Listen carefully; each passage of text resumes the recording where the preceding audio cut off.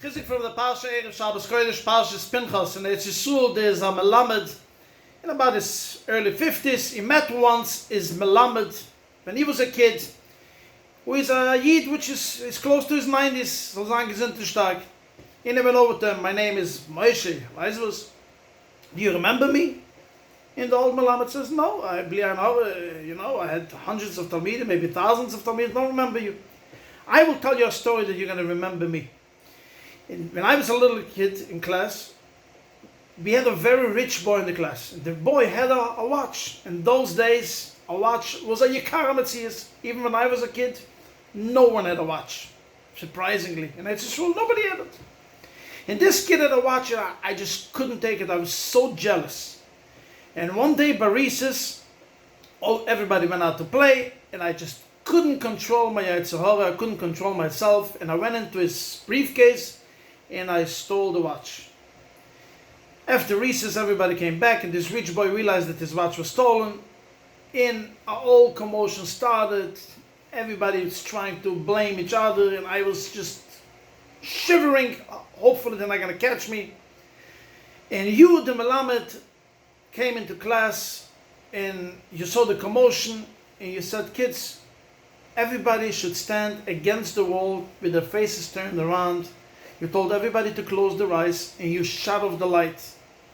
You went from pocket to pocket to check who has the watch, and you found it by me.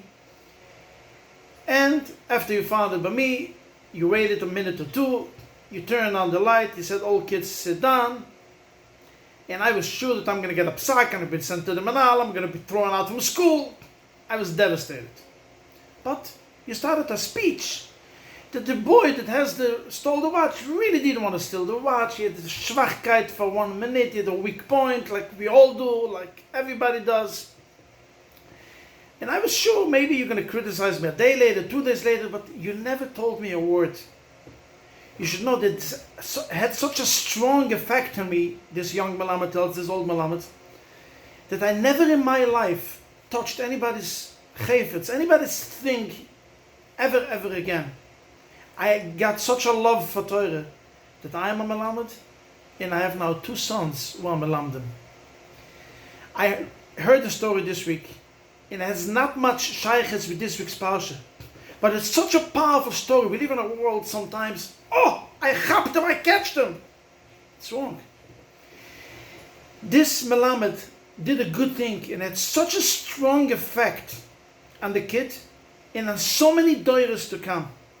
Pנחas ben Eluzah ben Aaron HaKohen did also very unpopular, but he did not look at what's popular or not popular. He did the right thing because he thought Hashem wants me to do that. And what happened?